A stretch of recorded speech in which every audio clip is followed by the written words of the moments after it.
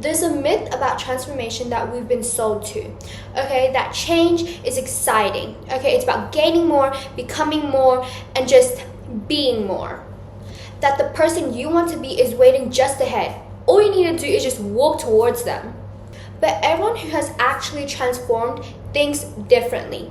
They know that to gain something, you must lose something. Every gain equals every loss. That to become someone new, you must grieve the person that you are leaving behind. Today, I want to share to you a truth that's rarely ever spoken of. You cannot claim a future that you are unwilling to grieve for. The life you want requires the death of the life you have. And if you cannot mourn and grieve the life you have right now, you will find yourself clinging to the life you have right now and your future life. You'll be clinging to the person who you are currently and the person who you will be in the future. Let's talk about the grief that comes with growth because it can get confusing. Let's say you leave a toxic relationship, okay? You're supposed to feel relieved, okay?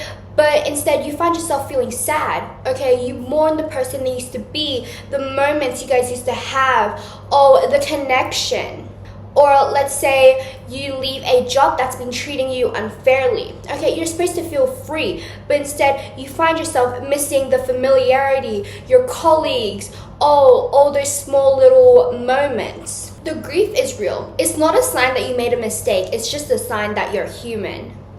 Now here's where people get stuck. Okay, when grieving, they think that, I miss them, that must mean I still love them. I miss them, that must mean I made the wrong decision. No, because grieving is not a sign that you made a mistake. Grieving is a sign that you're leaving, and in order to do that, it requires you to mourn and feel the sadness. Now, what exactly are you grieving when you step into this new version of yourself? Let's name it, because the first thing to release these emotions is to name the grieving. You grieve the familiar, okay? Even if the familiar was harmful, was toxic, was bad, you still grieve it because it's familiar, okay? You've kind of created some sort of connection, some sort of comfort to it. So you constantly grieve it. You want it back. You miss it back. You grieve the person you used to be. Okay, you grieve the identity you used to have. As a strong one, as a people pleaser, as the nice one. Even if it was limiting, it still feels as if you are losing part of yourself because you are. You grieve the relationships that used to work with you. Okay, this is the hardest part, okay, because you lose friendships, relationships, okay? Maybe someone who used to just get you, or someone who would listen to all your problems, who would help you during hard times. Now, letting go of your old self means letting go of all those friends, family, relationships, friendships, all of that who love that old version of you as well. You grieve the potential you're leaving behind, okay? Not all a fantasy, the potential. Okay, what if you stayed like this longer? What if this actually worked out? What if I didn't do this and I actually stayed? And the fantasy dies when you leave, okay? It hurts. Even if it wasn't real, it still hurts. Okay, so the only way to get rid of this grieving feeling is to name it and to just release it. Step 1 is to name what you are losing, okay?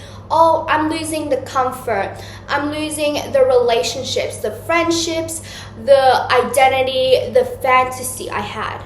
Step 2 is to feel the emotions, okay? If you need to cry, cry. If you need to be angry, then be angry, okay? Just let yourself feel the emotions, okay? Don't try to interrupt. Don't try to push it down or something, because you'll find yourself, 6 months later and still upset about it.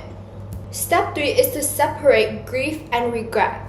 This is crucial because grief is feeling sadness about leaving, while regret is believing that you shouldn't have left. They feel similar, but they are not the same, okay? Because grieving is being able to leave while still knowing that this was the right choice for you. Step 4 is to ritualize the release, okay? What I want you to do is write down everything that you're leaving behind, okay? And then just burn it, okay? Pretend that you were just leaving everything behind. Tell Say out loud that, oh, thank you so much for protecting me, for being there when I needed it, but I don't need you anymore and I am leaving. This ritual tells your subconscious that this chapter is closed and it's gone. Step 5 is to turn towards the future, okay? When you grieve, you cannot turn back. The only way you can keep on going is to go forward. After you've felt the grief, you've honored it, you've did all this thing, grief slowly evaporates from you and action fills you. Now, when you do the hard work of grieving when you're leaving, something remarkable happens. You stop dragging the past with you, you stop mourning, you stop yearning for the person you used to be.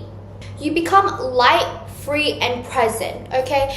You finally feel free now. You can finally claim the future that's been waiting for you. Not as an escape for pain, but you've honored it, okay? You've told that, yes, I am leaving this chapter of my life to move to the next one. The person you are becoming is not someone that has lost anything, but in fact, someone who has learned to lose well. They learned that every ending is a doorway to another beginning. So here's your permission. You are allowed to grieve. You are allowed to cry, to be sad, to be mad about it. Okay, we're human. We have feelings. Okay, you're allowed to feel all those things. Grief is not the enemy of growth. It's the companion of growth. It is the cost of becoming, and it is worth paying for. What is one thing that you're currently grieving to grow right now? Tell me in the comments below and subscribe for more ways to rebuild your life.